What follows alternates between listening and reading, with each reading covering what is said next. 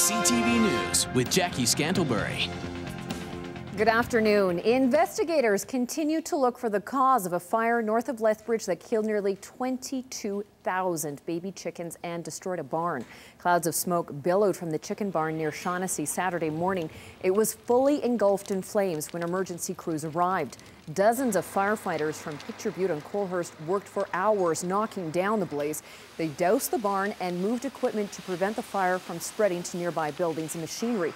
The owner of the farm says while the loss is devastating, he is thankful the wind wasn't a factor like it was last week. Firefighters were able to save a second barn and all of the nearly 19,000 chickens inside that one. Despite of the hard times we're going through, it was still a blessing that the weather was, you know, the way it was this morning, because if that wind had been up, the second barn probably would have been long gone too. As far as the elements went and be able to fight the fire, they were just about right. The smoke was blowing the right way, keep it off the highway. We had no problems there. Officials haven't released a damage estimate yet, but it is expected to be several hundreds thousands of dollars. Well, another deer cull has begun in British Columbia. Over the next month, up to 100 mule deer will be trapped and killed within Kimberley city limits. The cull comes after some recent attacks, and you'll see one involving a deer that was protecting her fawn from a dog in this next story. Kimberly Davidson reports.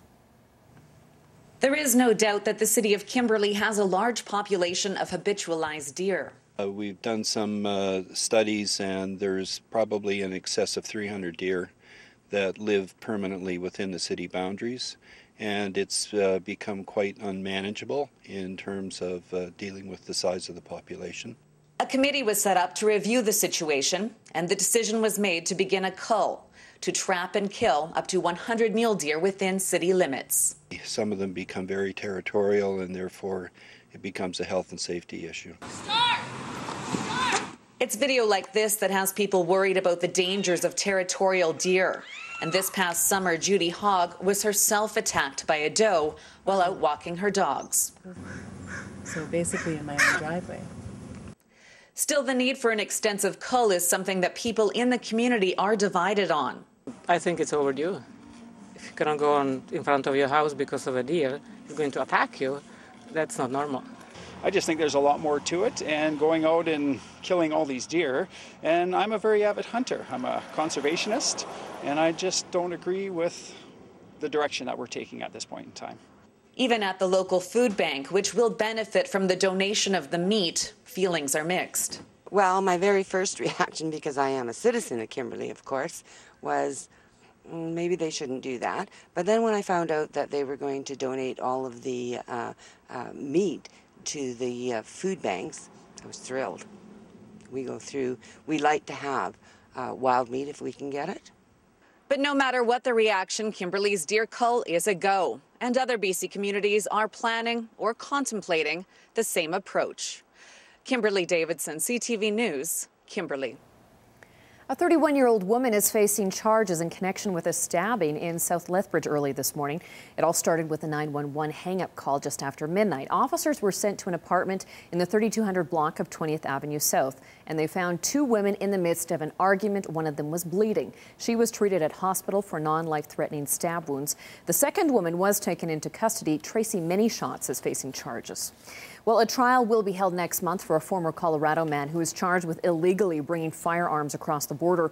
43-year-old Bjorn Sjostrom is accused of trying to smuggle more than a dozen guns through the Coutts border crossing in August of 2010. The weapons included semi-automatic handguns, a semi-automatic shotgun, and 3 prohibited fully automatic rifles. Sjostrom, who now lives in Edmonton, is facing 11 counts of importing firearms, 11 counts of possessing a firearm without a license, and 8 counts of having a restricted or prohibited weapon. His trial is set for February 13th. And 2 separate trials have been scheduled for a Coaldale man who's charged with sexually assaulting young girls. 26-year-old Barry Vincent White has pleaded not guilty to charges of assault and sexual interference, as well as sexual assault. An investigation was launched last year after police received complaints that 2 girls aged 9 and 12 had been sexually assaulted. White is also facing similar charges in connection with an entirely separate investigation. He will stand trial in one set of charges on April 24th. Then he'll return to court for May the 3rd to be tried in the second case. A young mother who left her 3 young children home alone for several hours has received a conditional sentence and has been ordered to pay a $500 peace bond. The Lethbridge woman was charged with child abandonment last June after a concerned citizen called police to check on the children. The children, a 2-month-old baby girl, a 20-month-old girl, and a 3-year-old boy were sleeping when officers arrived. The 22-year-old mother returned home 2 hours later. The children were placed in the care of relatives. Well, it goes without saying, southern Albertans know how strong the winds can be, and apparently so does Environment Canada. It actually has a different criteria for when to issue wind warnings in the area. For most regions in the country, winds have to gust up to 90 kilometers per hour. But for Lethbridge, Cardston, and Pincher Creek, wind gusts have to get up to 100 kilometers per hour before Environment Canada will issue a warning. And one of those warnings is in effect right now for the communities of Crow's Nest Pass, Pincher Creek, Waterton Lakes National Park, Cardston, Fort Macleod, McGrath, and Claresholm.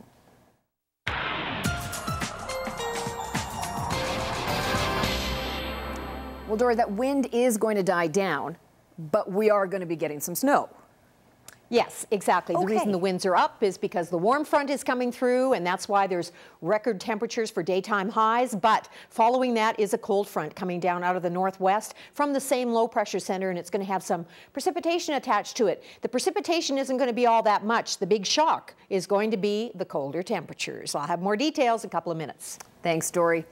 Well, the federal New Democrats are choosing a candidate to run in the riding of former leader Jack Layton. Layton held the riding until his death last August. Prime Minister Harper has 6.5 weeks to announce a date for a by-election in the riding of Toronto Danforth. Now, one of the contenders for the leadership of the official opposition is in Lethbridge today.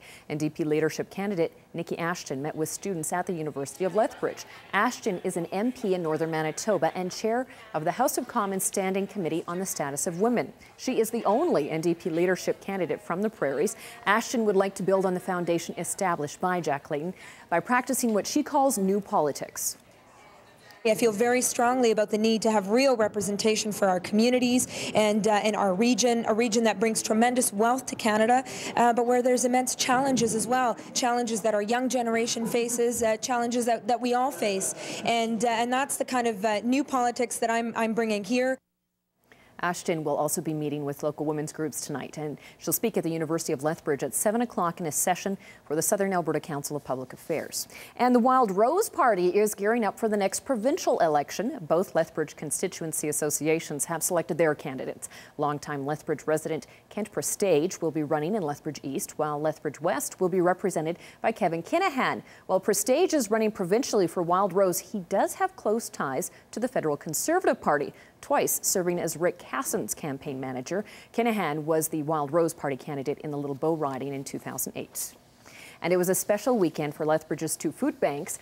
The Moon Dancer Food Bank benefit concert and celebrity auction raised more than $3,000 and 120 pounds of food. The event was held at McKillop Church and featured performances by Dory Rossiter's band Moon Dancers, as well as musical guests Dave Michalak, Sheldon Avery, and friends. Here's a look.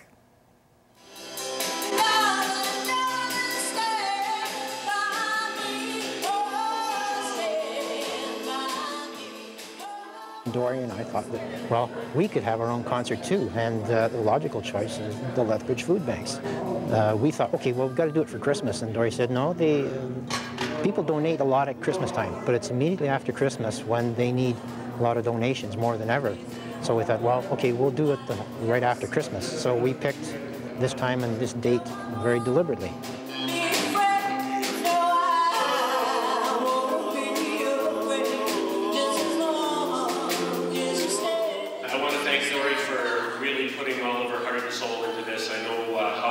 Worked on it because I've seen her at work every day, and she's put a lot of effort into this. You're now 125, 125, 150, then 125, make it